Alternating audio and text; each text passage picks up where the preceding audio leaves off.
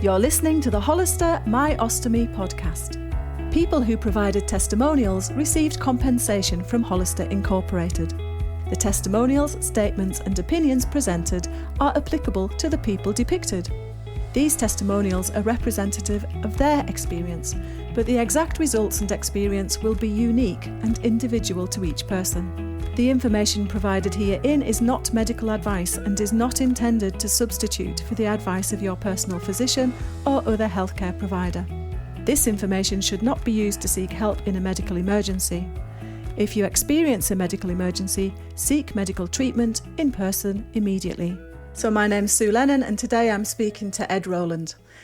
And it's absolutely brilliant to meet you, Ed, because, well, we kind of know each other already, but only virtually. Yeah, we've spoken a few times online, haven't we?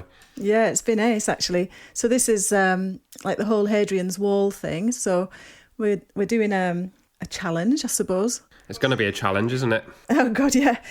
Crossing the Hadrian's Wall path from Wallsend, isn't it, to Bowness-on-Solway, which is 84 miles. And we're doing that for Purple Wings to raise some money for the charity. Anyway, back to you. I wanted to pick up the theme of the police, because you're a policeman. I am. And you've been a policeman right through the whole thing from being very young, really. Yeah, I joined the police when I was 21, so 2004 it was. I joined, didn't have any health complications, no health history, no health problems in the slightest. And then it was 2 years in, so I'd finished my probation and went on holiday. And I got ill on holiday, basically. I had your normal sort of tummy bug that I picked up and was running off to the toilet on holiday, but didn't think anything of it. It's a normal holiday belly, and came back, and that's when things sort of escalated, really. So were you pretty collapsed when you came back? Were you, I was fine. I was to be honest, I was a bit of a lad and a bit of a just quite relaxed about things, to be honest. And I came back, and I was going to the toilet and not feeling brilliant, but I was carrying on as normal. I was still going to work. However, things started progressing and I started going downhill even more. I went to the doctors, must have been about 3 or 4 times, telling them about my issues and the fact I was still going to the toilet and I was getting blood. I was getting quite concerned about it. And they just kept giving me different types of antibiotics and asking me to do lots of stool samples. Again, something completely new to me. I'd never done anything like that. Yeah, it's a very strange sort of scenario, to be honest. Still going to work, still having to dash off to the toilet quite quickly and frequently. The frequency sort of increased to the point my mum, who's an ex sort of naval nurse, dragged me to the doctors and said, "This isn't right. I want a letter from yourself admitting him to hospital." And I took myself off down to the hospital where I was admitted and eventually came up with a diagnosis of ulcerative colitis. Good old mum, eh? Yeah. So how old were you then? I was 23. 23. So I got admitted into hospital. I was there for a good couple of weeks on steroid treatment. They told me, obviously, they thought I had ulcerative colitis. That's the first time I'd ever heard of it. First time I ever really had any sort of idea of what it is. Came out of hospital and I was still off work for another month or so, just trying to build up strength again, because I'd gone down to I was under 10 stone, so between 9 and 10 stone. I wasn't very, very well at all. Work was supportive at the time. They kind of came over and saw me and made sure I was doing okay, which was quite reassuring. But again, it was something that was completely new to me. I'd gone from having no sick leave, not been off sick in the 2 years, to suddenly being off for a month and a bit, really. Yeah, but it must have been well dodgy at work, like trying to hold down a normal job when you knew that your bowel was so unpredictable. Yeah, it was horrendous. I was on my driving course during some of that period, initial period of being ill. And I remember just sitting in the back of the car just thinking, I need to go to the toilet here and I can't ask to stop. And I just stopped myself. I stopped eating, basically, just to try and slow things up with my gut, and that obviously didn't help. So did you have any really dodgy moments? Yeah, completely. When you're in the back of a training car, there's 4 of you, 4 of you in the car. And if I was driving, it wasn't too bad because my thoughts were on driving.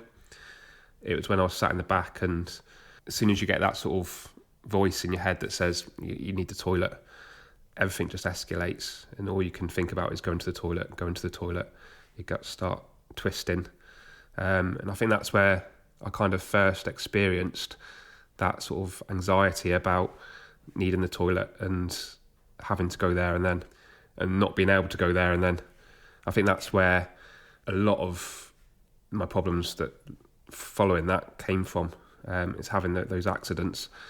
Yeah, and it wasn't ideal, to be honest. Especially that sort of phase where I didn't know what was wrong. I didn't know if it was cancer. I didn't know if it was just this stomach bug. I didn't know what was going on. And it was quite scary sort of time, to be honest. Yeah, so the anxiety is kind of as bad in some ways as the actual illness. It was. When I obviously got the diagnosis and was going to work and living with the illness, after it sort of got established, I knew what it was. I kind of always felt that anxiety in the background. So if I was out and about in work or at home, anywhere, and I needed the toilet, I would get that voice in my head that just said, you need the toilet now. I remember being at a scene of a crime on my own, on a cordon, getting that voice, needing to go, so jumped over a sort of fence and did what I needed to do. And I was regularly having lots of blood coming out of my bottom, as it is with ulcerative colitis, and I would jump back over the fence and carry on as normal, which is fine until they extended the cordon and found a pile of blood, which they swabbed, and I had to write a very embarrassing sort of statement as to why my blood was found at the scene of a crime. Oh no, your DNA. Yeah, exactly. At that point, I laughed it off and joked with friends and colleagues and never really talked about how it was making me feel. I think especially in the police and in everyday life as well, being a man, it's kind of difficult thing to talk about, isn't it? Yeah, of course it is. And so did anybody know? Like, did you have your buddy? I mean, you always think about police dramas, don't you? And you've got your pal. Did he know, and was he supportive? At the time, I was working sort of a rural station, so I was in the middle of nowhere, to be honest, covering quite a large area. It was just outside of Plymouth, but it was covering a very rural sort of scenario. I had a crewmate, so a guy that I worked with. There was only two of us at that station, and there were two more over at another station. We had quite a close working relationship, so they knew I got ill. They knew I needed to go to the toilet. They knew the kind of effects of ulcerative colitis because I would sort of touch on the subject and laugh about it and joke about it.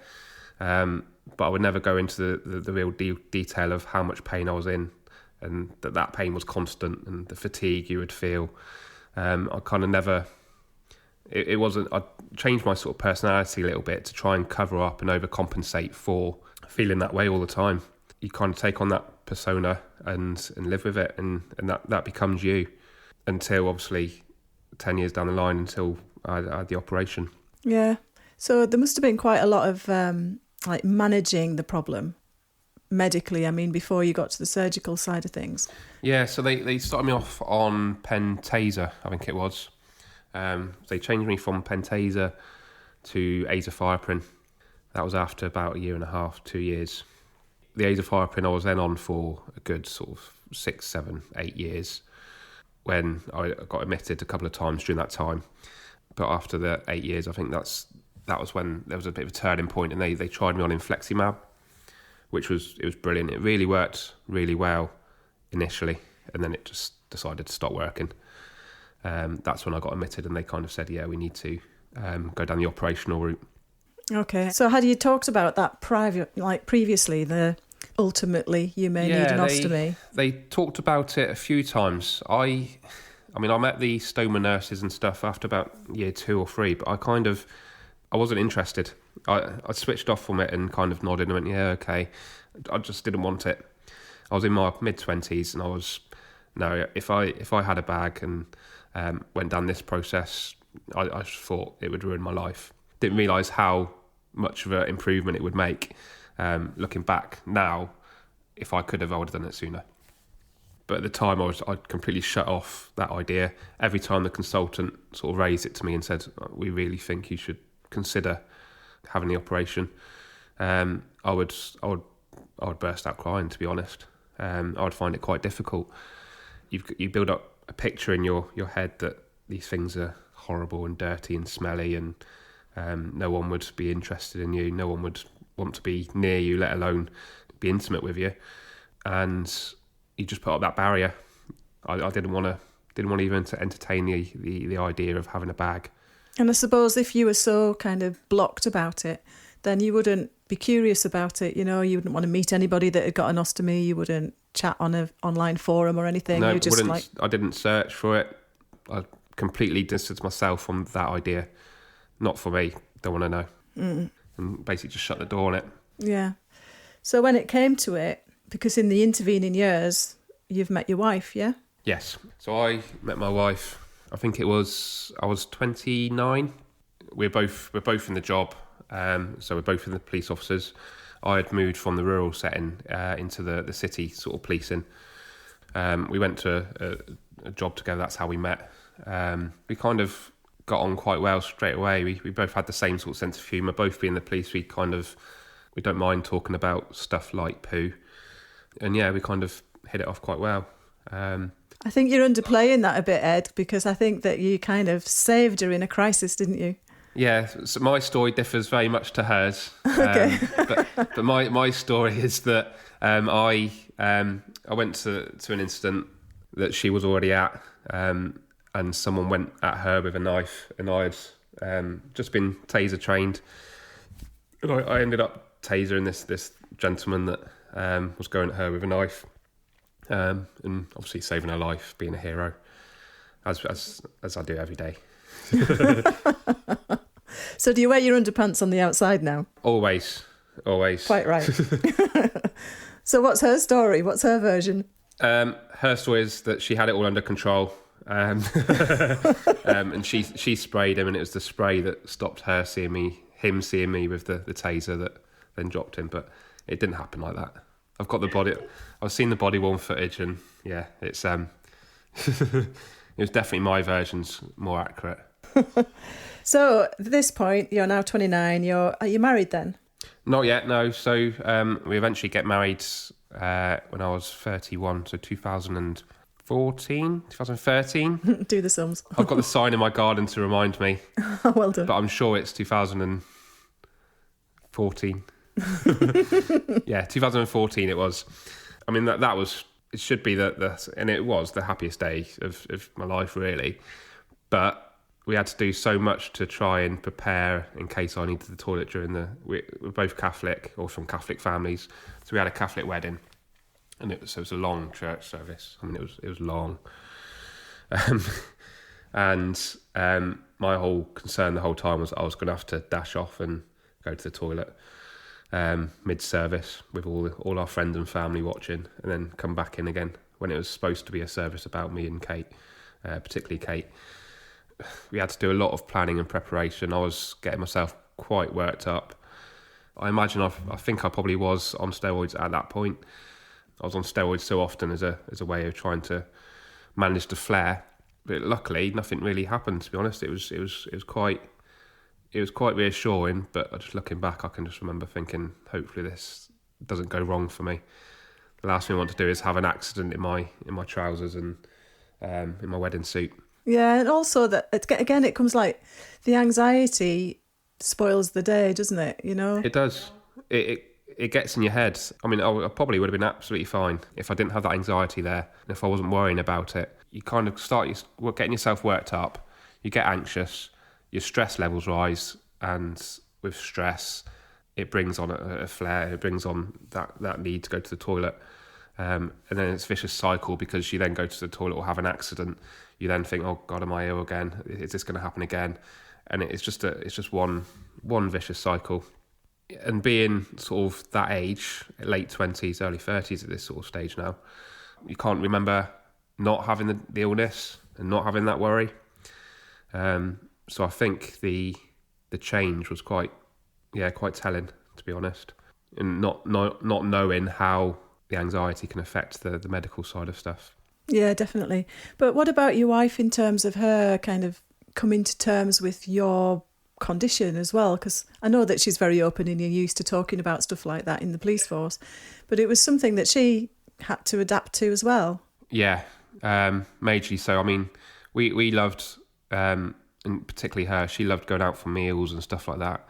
But there were occasions where we went for meals and I either couldn't eat anything or I would eat something and have about 5 mouthfuls and have to dash off to the toilet because obviously it would stimulate your digestive system and then your body says, no, you need to go to the toilet now. Yeah. So is your diet restricted, Ed? Do you have to avoid certain foods and things? With ulcerative colitis, yes, I did. I tried lots of different things. I spoke to nutritionists. They told me one thing. They told me to avoid anything that's going to move things along your digestive tract or roughage side of things. So I was on quite a bland sort of diet. It was very boring diet. There's lots of things I couldn't have. I didn't eat salad. I didn't eat veg. I didn't eat any of that stuff because it would make me go to the toilet. So I would eat what I could. It was challenging because I now having my operation, I can eat anything I want, and I'm a total foodie now. But before then, I couldn't. During my work day, if I was in the canteen or anything like that, people would say, "Oh, you shouldn't really be eating that, should you be eating that?"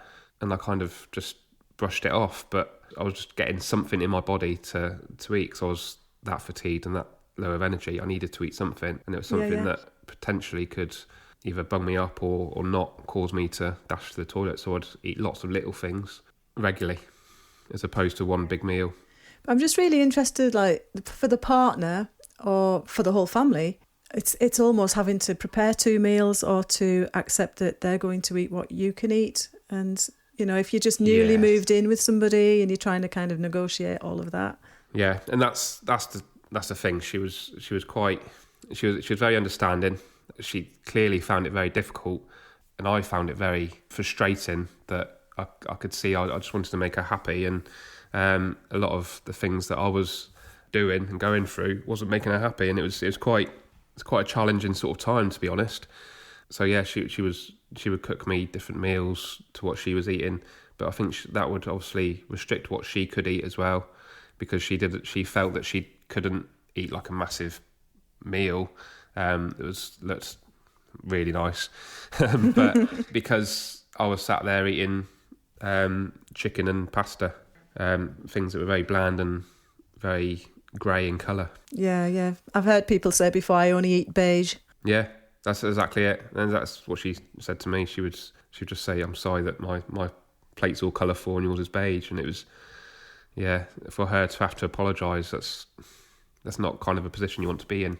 Even goes down to like when I was going out for the day, it was delaying things moving and everything was getting frustrating. And we had a couple of arguments because I would think, well, we're going at 10, so I'm going to have to start getting ready at 8 so I can go to the toilet between 8:30 and the time we leave at 10 and get myself ready. And obviously that's frustrating for her because if she stood there at the door waiting to go and I need to go to the toilet again. Or the amount of times we'd go and sit in the car and I'd start the car and go, oh, actually, no, I need to dash back in. So it's quite a lonely time for her, I imagine, because the amount of times I've had to leave her sat at the table by herself eating her meal in a restaurant or sat in the car, or even at her when we go and see her family or my family. If I had to spend lots of time in the toilet, she was a lot of the time by herself. Yeah. And I think the impact of the disease on partners is very uninvestigated or little talked about, at least. Completely. And I think before I met Kate and before we got together, I did struggle to hold down relationships because of the way I was feeling and the fact that I didn't want to go out much and I didn't want to sort of do stuff that I didn't know. I didn't want to go somewhere new if I didn't know where the toilets were. Mm. It restricts your lifestyle, doesn't it? And what you can and can't do. Yeah. Whether that's a mental thing or a mental thing because of the physical thing. But if you find a partner that can adapt and can understand, keep them. they're a keeper. Yeah. Grab hold of them and keep them, yeah. Yeah. So when you finally did get to the point of surgery, how did that go for you? So, as I said, I was admitted to hospital in 2015 with a flare-up, and that was just before the birth of my first child, Maggie. So a month before, I was getting myself quite worked up about missing the birth because I would be sat on the toilet. I had an image of me sat on the toilet pushing as Kate was out in the hospital pushing. So I got myself worked up, ended up having a flare, Ended up in hospital, and that's when they started me on infliximab. The consultant at the time did sit me down and say, just be aware after a year, a lot of the time it does stop working. So just be prepared. It could mean that you could have surgery. I mean, it made me feel so much better with that infliximab from that first sort of injection, really, to be honest. And I was there for the birth of Maggie. I kind of started to come around to the idea, actually, I can feel quite all right with this drug. And if I do need to have the bag and it takes away this pain and this feeling of being unwell all the time, I always had a sort of sickly feeling if it took that away. I was sort of coming around to the idea of the bag could resolve that and could actually improve my life for the better. When it did start working and I went into hospital, it kind of came out of the blue that they said they want to operate. But in the background, I'd already come to terms with it for that last 8 months. I kind of knew it's a possibility. In my head as well, I already had a wife. I had a child. That was one of my other things. I was concerned that if I had the operation, they would snip something and I wouldn't be able to have children. And then, so they told me I had the operation. So I kind of just went, okay, let's do it. I had that operation the next day. Woke up, looked down and saw this horrible see-through bag with all this gunk in it and a red thing poking out, and it was not nice. My first thought was, what have I done? This is horrible. I wasn't particularly in a great place. No. My wife was there throughout. I was on a lot of morphine, but was out of hospital within the week. But I was being sick and throwing up, and I had lots of diarrhea coming out into this bag, which obviously I could see because it's a see-through bag. I got home and I was up all night being sick and not feeling great at all. It was horrible because I just got home and saw my baby at the time, and I just wanted to hold her and squeeze her and say hello because I hadn't seen her for a good couple of weeks, but I couldn't. I was feeling too weak. I just really wasn't very well. So then an ambulance got called, and I went back into hospital on the Tuesday morning first thing. And turned out I had C. diff that I'd obviously caught on the ward. And then as soon as they realised I had C. diff and they started treating me there, I kind of started feeling a bit better. And although I still hadn't come to terms with having this bag, to be honest, the see-through pouch is just horrendous. It's just not it, is it? It's just not it. If you're not used to it, it's a horrible thing to see, and it's on you. It's constantly, and you're aware it's on you. Yeah. I was going to ask you about coming to terms with the bag and self-managing the bag. Was that this is your opportunity now? You're back in the hospital again and you're feeling better. Yeah. They put me back in the hospital in a room without a toilet. Obviously, they thought I had C. diff, so they sort of kept me in isolation. They would come in full suit and gown and mask, but I was starting to feel better, and I had a good couple of visits, or good few visits from the stoma nurses at the time. And that's what I would say throughout all of this, that the stoma nurses are your key. If you can keep stoma nurses on your speed dial, numbers and stuff like that, if you have any issues, then the stoma nurses will always have an idea of what you need to do. They came a few times, and I sort of learned how to change my bag. My wife learned how to change my bag. She learnt from the first night of having the operation. I remember now, the night after I had the operation, I was lying there and I was worried about what I needed to do with this bag, and it was middle of the night. It was about 8 o'clock, 9 o'clock at night, and I said to Kate, I don't know if I need to change this bag, or how do I empty, what do I do? I don't know anything about it. And I was getting myself very worked up about that, especially with the amount of morphine that was in me as well. Yeah. So the nurse came, and I think she was like a locum nurse. She wasn't from that ward, and she started feeling my stomach or my gut area, and didn't realise I had a bag, and that kind of put me in a bit of a panic, because I thought, well, actually, if she doesn't know I've got a bag, then what am I supposed to do if I have any questions about it? Or Kate saw that and basically went to see the healthcare professionals in the sort of green overalls, or whatever you call them. Each hospital's different, but the senior nurses, I guess. Yeah, so she came and she taught me through it basically, and she changed the bag first time for me, and Kate watched. And then when the stoma nurses came from that point, both I and Kate were quite interested to know how to do it, because that wasn't the ideal start to having a bag.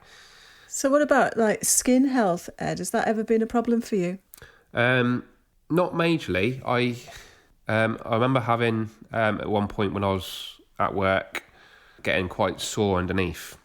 I was training in Exeter at the time, so I was from Plymouth and I was training in Exeter, so I was travelling up to Exeter each day, so I couldn't get in and see the stoma nurses.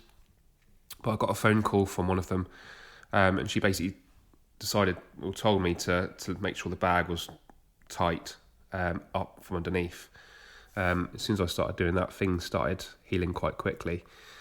I find that if you can give it a good clean, so I use water wipes, as long as I let my skin dry or give it a good dab and just sit there and let it breathe for a bit with some fresh air and then put everything on, I haven't had any major skin problems because of that. Yeah, brilliant. If you can take time to look after yourself and look after your skin, it only benefits your skin.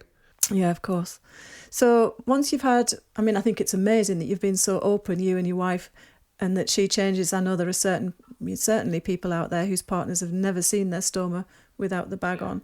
And I suppose that's the same for your children as well now. Well, for Maggie anyway, she's the older one.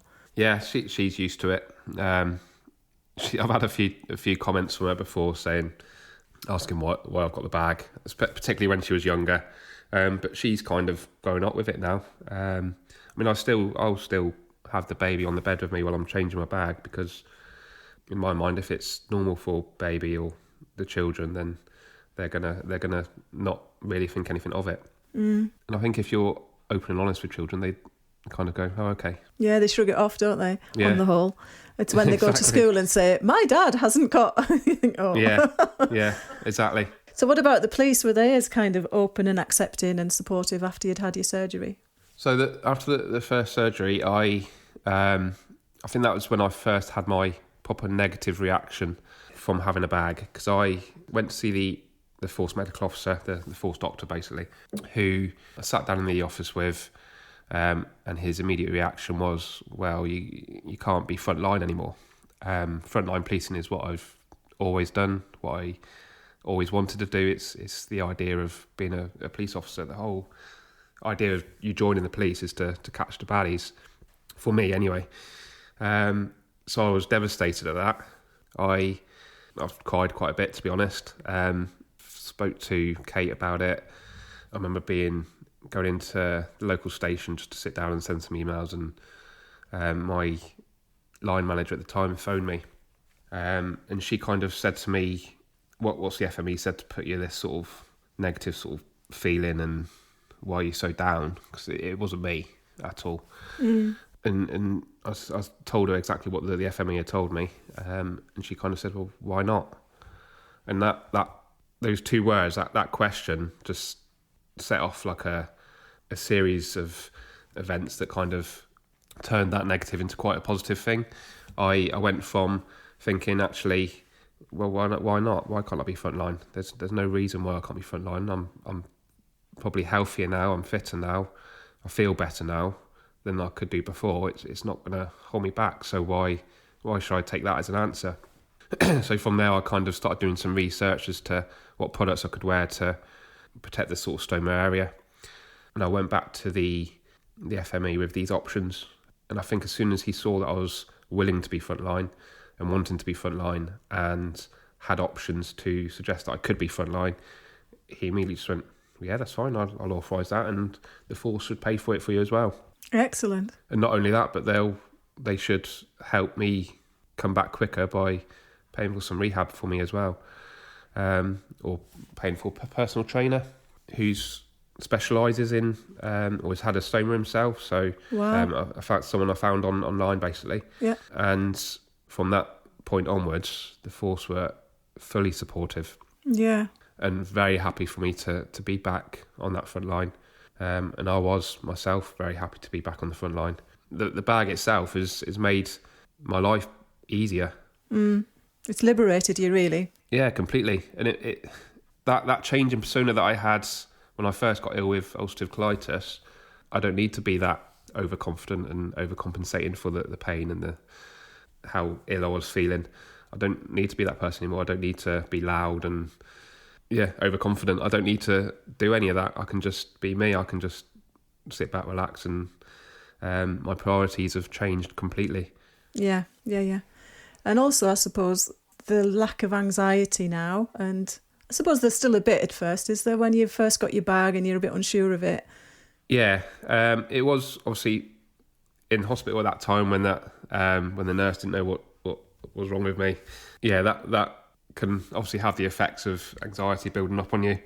I've since had the other operation. So March last year, I had the other operation to basically have the bag made permanent and have my bum sewn up, basically.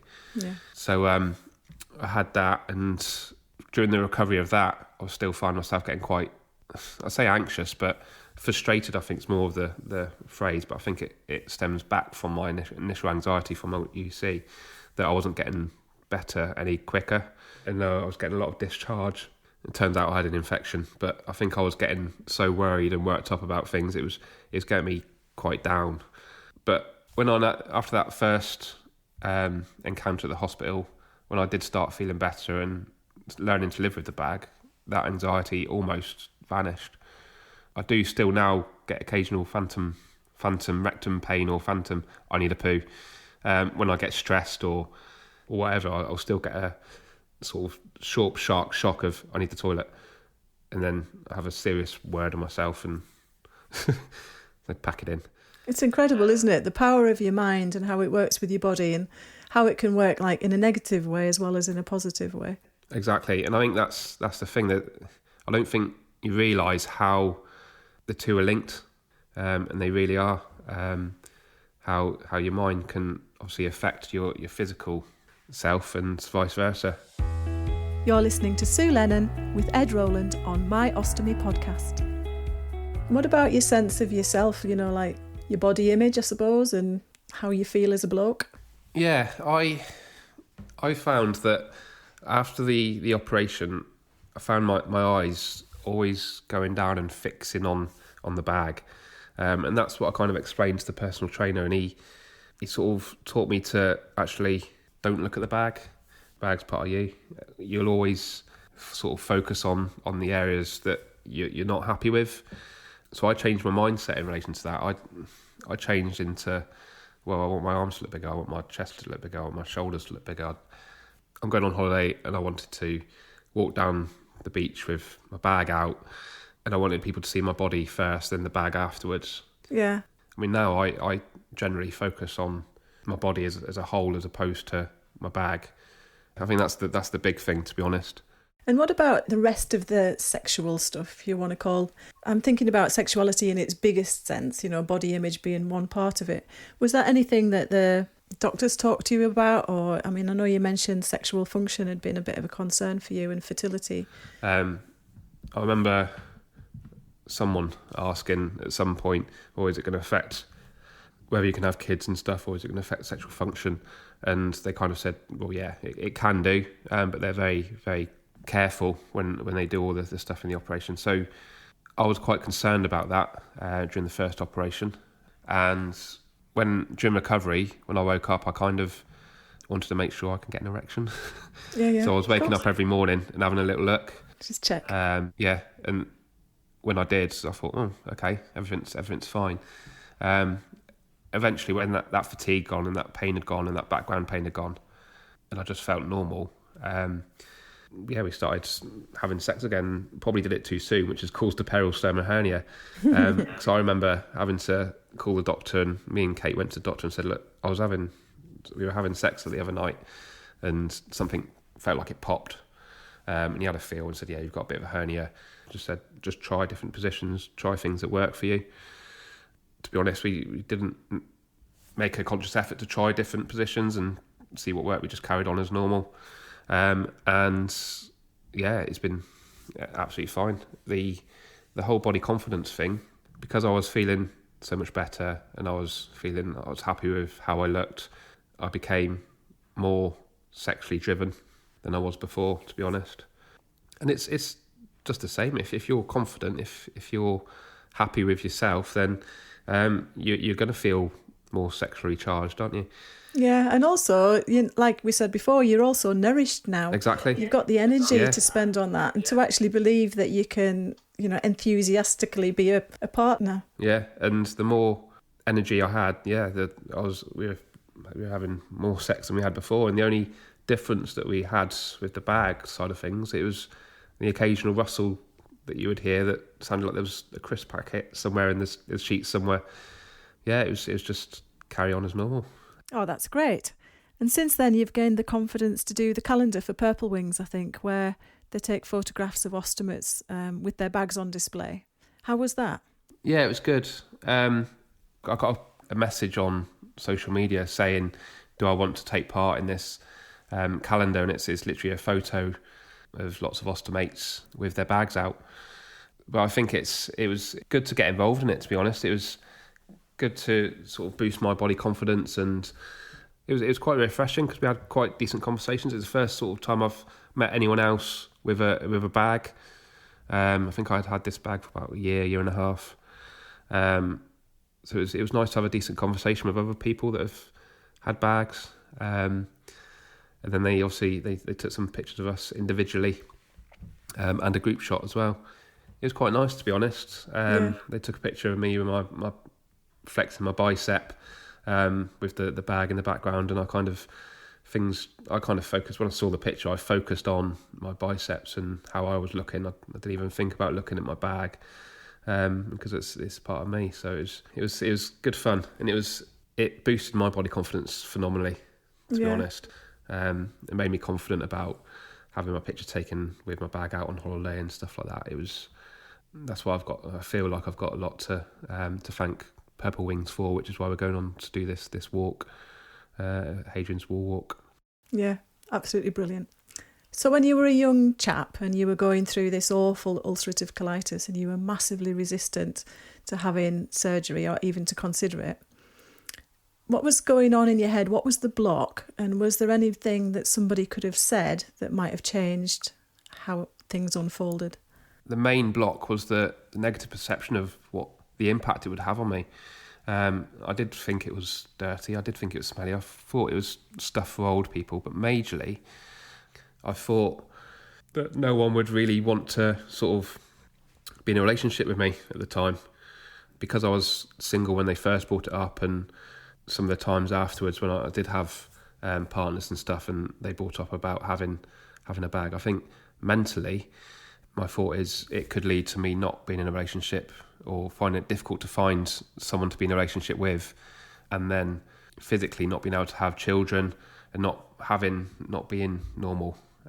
When actually what I was living through at that time was not normal. The anxiety, the concerns, the worries, everything was piling on top of you. I mean, after my operation, a good few weeks later, I kind of sat down and realised, well, I'm not in pain, I'm not fatigued, I've got quite a bit of energy.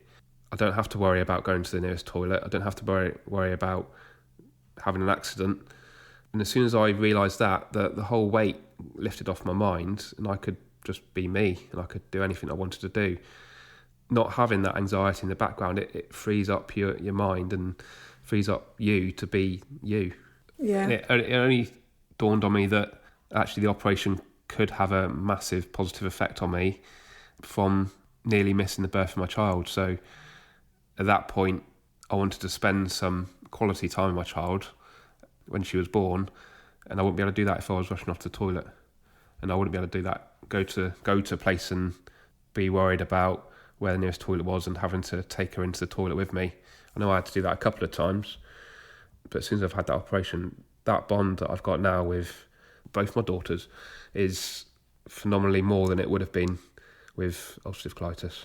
Yeah, and so many things are awful, aren't they? I suppose the prospect of having surgery feels worse, another bad thing, whereas actually it's for you certainly been a really, really great thing. And things can be quite negative when you've got ulcerative colitis and it's all going on in the background, and then this is another big negative if you have an operation, is negative that you'd have your poo on your front. And I keep talking about positive mindsets and thinking and turning it into a positive, but my anxiety and stuff negatively affected my physical illness, I think the other way around it can work just as well. That the positive aspect of the bag physically has had a massive positive aspect on myself mentally, and vice versa. Yeah. So on an emotional level, and I'm specifically thinking about like the psychological side of things, if you were to offer advice to another young man in a similar situation to you when you had your raging ulcerative colitis and this fear of a bag, what would you say? Here's a question I've been asked quite a bit, really. On I get messages through on social media asking, and I think the main thing that I always tell them, and the main message I always spread is, whatever negative perception you have of having a bag, whether that's physical, mental, whatever it is, well, that perception isn't accurate. The bag itself, it was an absolute relief for me, because it took away that anxiety. It took away the constant desire to find out where the nearest toilet was. I could actually relax, and I could do exactly what I wanted to do, go wherever I wanted to go, eat whatever I wanted to eat. The disease robbed me in my 20s, effectively, because I couldn't go out, couldn't do a lot. And if I could have had the operation sooner, I would like to think, I would have gone down the route of having the operation sooner, because it would have given me my life back. It's liberating, to be honest. So I'd always tell someone who's about to go through this, expect to, initially, you're going to wake up from this operation and think, oh, to be honest with you, oh pants, this is not good. I feel horrible. You will do initially. Your body goes through quite a lot, and mentally it's gone through quite a lot. But within 2 to 3 weeks, seriously sit down and take on board how much you feel, how much pain you're not in, how much fatigue you haven't got, and look at the benefits. And then from there, your positive mindset will lead you to have feel that liberation of relief, basically, if that makes sense. And if you have any worries and stresses or concerns, my main thing, to prepare yourself for it, you need to ask someone about it. You need to be upfront. You need to speak to your stoma nurses. That's why I said from the start, you need to always have your stoma nurse's contact number. Because if you feel you can speak to them about anything, then speak to them. Brill. So what about hidden heroes? I was thinking about, who would be your hidden hero in all of your journey through IBD and ostomy? My main ones, without a doubt, it's got to be my wife, Kate. It's got to be. The amount of support she's given me through all of it, and the willingness to accept me for what I was going through at the time, and the fact that she was willing to see about changing the bag. And in March, when I had my other operation, she was having to clean my bottom area from all the discharge and stuff like that. She's a hero for having to go through that and do that for me. There's Team Colostomy as well, from Colostomy UK, who I played rugby for. I think in March, when I was struggling with the discharge and what was going on in my bottom area, I did just message someone off that team who put me in touch with someone who basically made some suggestions and put me in touch with other people that had gone through this to give me a bit of advice. So I think they're definitely up there as well. But the main one has got to be my wife. Fab. Especially she's just walked in as well. Well, it's been absolutely brilliant talking to you, and I really admire your openness, and I desperately hope that somebody listening to this will have a better day or a better future with their IBD or their ostomy, having listened to your story. Oh, hopefully. Thanks loads. No worries, thank you. Thanks for listening to My Ostomy, brought to you by Hollister Incorporated.